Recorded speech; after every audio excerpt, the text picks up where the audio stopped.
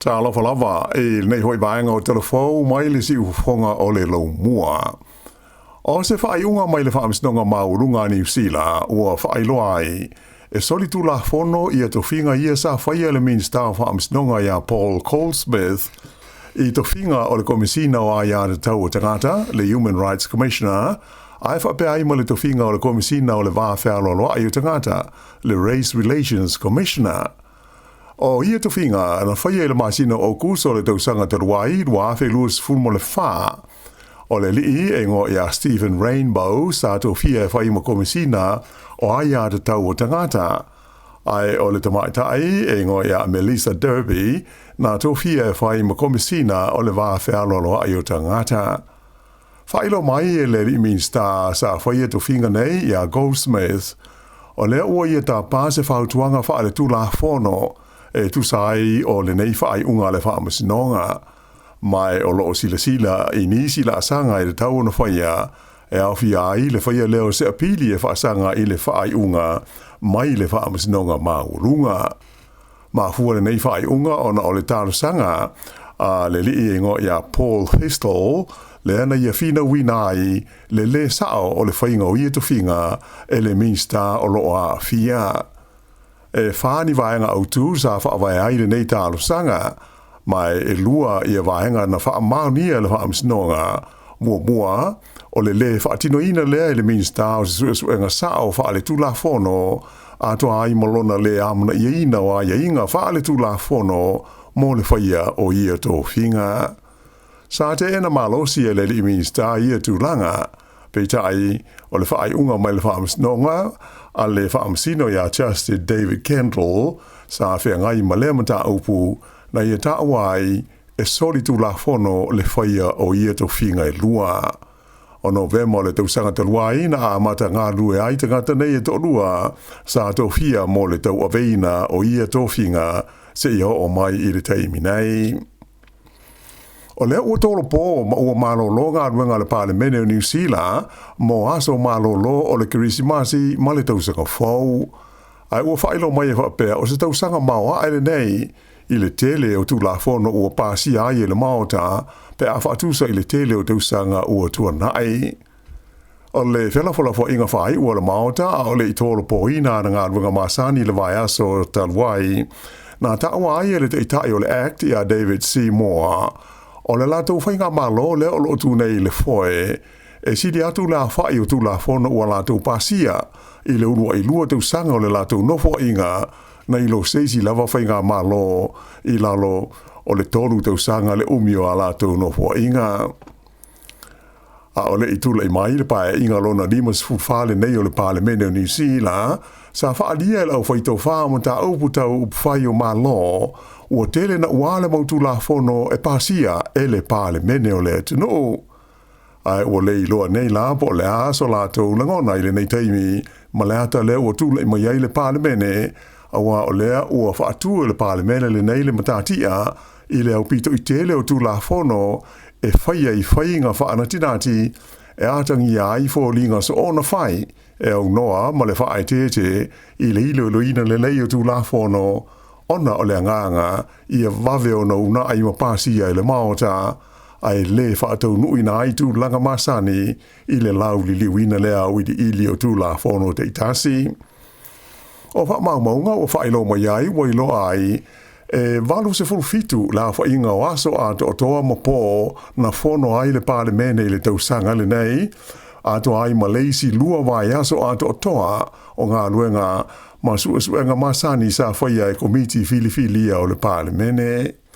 Whailo mai ele whailo tusi o le maotai a David Wilson o isi Parlemene lua na tuana i atu nei sa o lato ilo ina i le tusa o le iwa se furu lima afe ia la whainga o manatu tusia po submissions mai le mamanua le tunu e winga ini tu la fono sa i luma o le Parlemene. Mai sa iaile tel tenunga ia vai teimi ua matua tele na ua ia lea o whainga. Reitai o le urua i lua te usanga o le Parlemene lea o loo i nei o New Zealand, ua sidi atu i le ono se lau afe lea o whainga o manatu tusia sa whaatau nuu atu i ai mai le mamanu no tele le tunu e whaali ai o la tau manatu malangona inisio tu la fono ia ua pasia nei.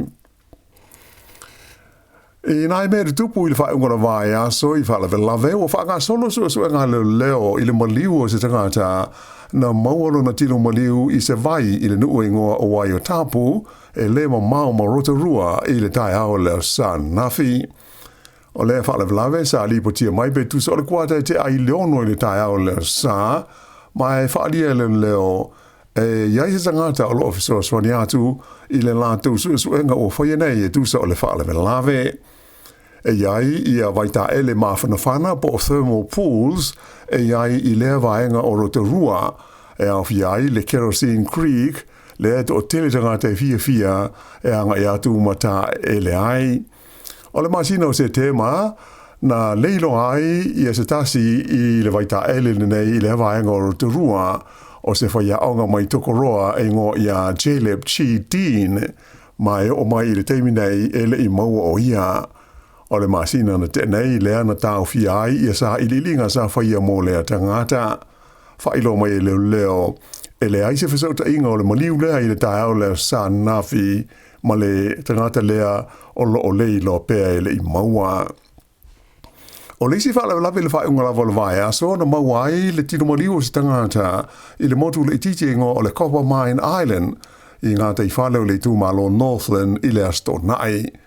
O le auri o le stona i le ana mawai le tangata o maliu i le motu le nei e i le talawhatai sa sae o le ai o whangarei. E le o iloa pēna wha wheono o le tangata i le motu mai na whaania mai leo atonu o le a umitai mi whaangasalo ai i a sa i li linga o le whaalawe lave. I le teimi nei o le o tau fia leo ma ua whaia mōdianga e whaasanga i se tamaitai e tolus fulma le whātau sanga le matua ma hua mai ona o le whaalawe na tupu i se whalakalapu i Wellingtone i le amatanga o le masina nei.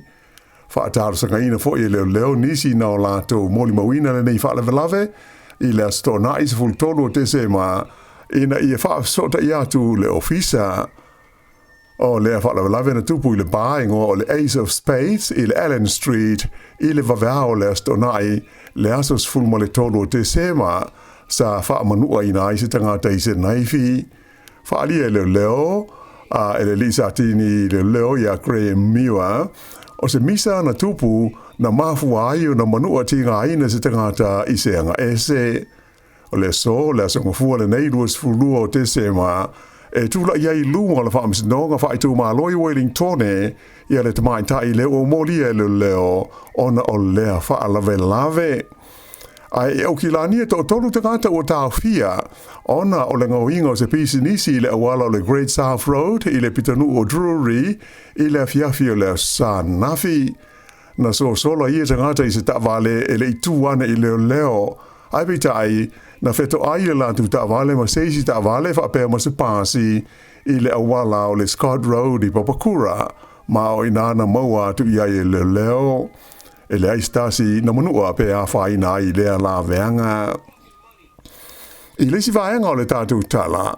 o lea ua whaamautuina i a se konkarate o pito i te lea le kompani New Zealand le Rocket Lab, e la tau te whaatino i naise ngāruenga tele, mo le whaalapo tonga o le NASA a Amerika.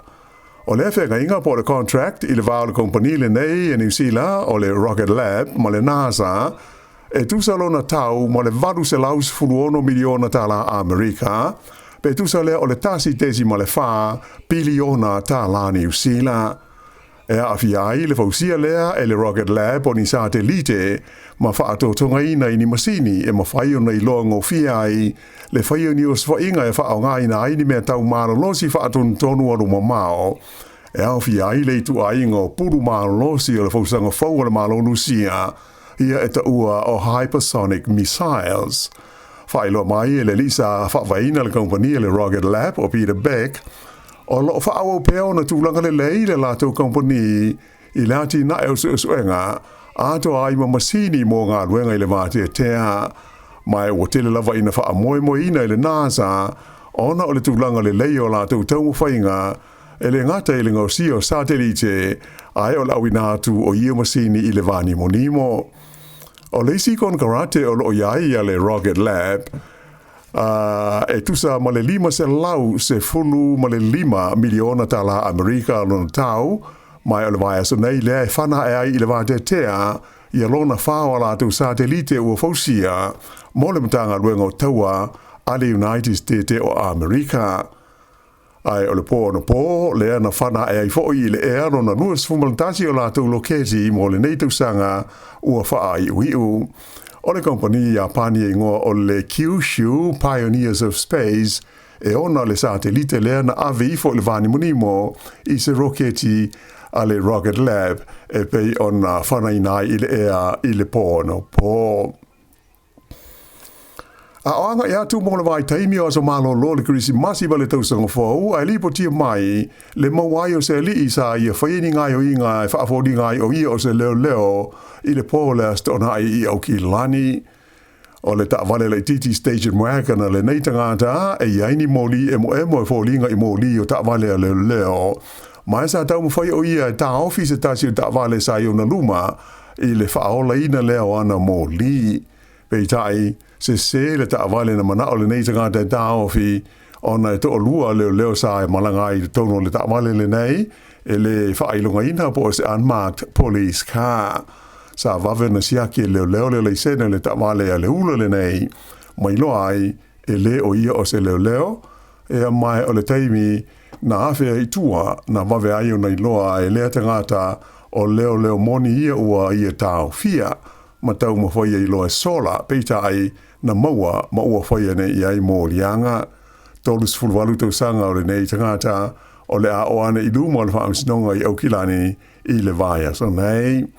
Whailo mai ai e le teitei le leo ia Kerry Watson o se soli tu la fono le tau ma whaia so se tasi e whaafolinga o ia o se leo i lalo o le tu la fono o leo le Policing Act luafe ma le valu. Ua whailo mai le pulenga o le ta'alonga ne tipolo Australia, le Netball Australia whapea, o le ua whaipa anga i la tau ma le malo o Australia, e wala le il whalawo tonga tau ta'alonga o whaingo ina le Pacific Oars Sports, mo le whaatino ina leo se unua i tau wanga e ta ua o le Pacific Challenge, o le a matau na whanga solo i le ai o Brisbane, i a Novema o le tau sanga asau, lua afe luas huluma le ono. Ta ua i se lipoti le wale si whaasa laua New Zealand whapea, ua iai le talitununga o tenu o le Pasifika, o lo o ta alo i ta alonga le nei o le nei tipolo ta maitai, o se la sanga ta ua le nei wha moe, mo le wha le leia o le fwoi wha anga tama i le tono o le Pasifika. Ua mauti noa o se urua i tau wanga le nei, ua fuafuaina wha apito lava mo teine ta alo le nei tipolo, e wha mautu i atu nuu o le Pasifika. Whailo mai le Netball Australia, e ui ina o loa a fia i nisi o ta unsanga i a teine ta alo mai le Pasifika e whaamautu i a tunu e pei o Australia ma New Zealand. Ai, o le ta unsanga fōle nei, o le a whaapitoa lava na o teine ta alo o tunu o le Pasifika e au fia i Fiji, o Papua New Guinea, Samoa, Tonga, whaapea Mararo Tonga. Whaalia mai le whaatonu le Netball Australia o Stacey West, o le tauwanga fōle nei o ta alunga nei tipolo mo le Pasifika, o le awhanga solo mai le aso luas futolu e o i le aso luas fulwalu o Novema i le tausanga fau lua afe luas fuluma le ono. I isi ta alonga i le whaunga le vai aso, i kirikiti wha le vao malo o le so, o le aso muli le o le ta alonga whaita wina lona toru le vao New Zealand ma le aua le West Indies i le malae i Mount Maunganui. O ta mua New Zealand le kapteni a Tom Latham ma Devon Conway e siri atu le taise lau la whai o la aina tā ma maua i taanga i lua le Black Caps i le ta'alonga le nei mai malong lo mai la le ta'alonga i le San Nafi wa o atu i le whase lau ono se furu lua la whai o aio New Zealand e da tau na maua e le West Indies i na ia malo ai. O le taanga lo na lua New Zealand i le San Tau Fia ai ua maua ai e tolu se lau male ono ai lua le pē. O le teimi lea o loo te tai i a Kane Williamson, whaas furu ona ai na maua, ma le li o Rachin Ravindra, whaas furu wono ai le i pepe umala ua ia e to lua. Ma lo lola le ta'alonga nafi ua amata ona tuli le West Indies i ai nei o New Zealand. na maua la tau ai e fast fu ma le tolu e tamua ia John Campbell e Lauano ai ma Brandon King tolus fitu ai mai o le tulanga le na o le ato e whaawa wai le ta alonga i le so. O le tulanga o lo iai le series le nei le va o lua o tasi le malo New Zealand ta alonga le sa whai i Wellington ai ele iai se malo le West Indies o le ta alonga momua le ana whai Christchurch na tutusa. E ta alonga soka o le talonga o le liki a Australia le o whaanga solo nei ma wa ele manu malo le au tama ita le Phoenix o Wellington i le au le kalapusoka Sydney i le astona aina te nei ai o le talonga le malai Porirua e fitu Wellington ai le au le nei tama ita ai mai Sydney o se malo ma wa ele o le au le nei tama ita le Phoenix talu no fiatu matau wa ai le liki soka le nei a Australia o se e tuai nei le au le a tamaita i Wellington i le tūlanga fitu i le whaasalonga o au o le taamunasanga o loo iai. O isi ala tu taalonga e whaialei Australia i le aso tolusfulu o te sema o le a taalo ai ma le au o le Wanderers o Western Sydney. Ai i le taalonga a le vaenga o li o le ua tolu mahalo o mauma o le Phoenix talo ona amata le taamunasanga o le neitusanga ina ua whaia ina ai le au le Central Coast Mariners i ai e tolu i le tasi i le latu tālonga i Wellington i le San Nafi. Ua tolu ai nei malo le au le nei ali mai tālonga iwa o le A-League o lo whaanga solo. Ea mai o whapena fo i na o toa i la tau i le tūlanga fitu i le whaasolonga au e se fulumale lua o le nei taamu i le sanga. Whai unga na o tala fau.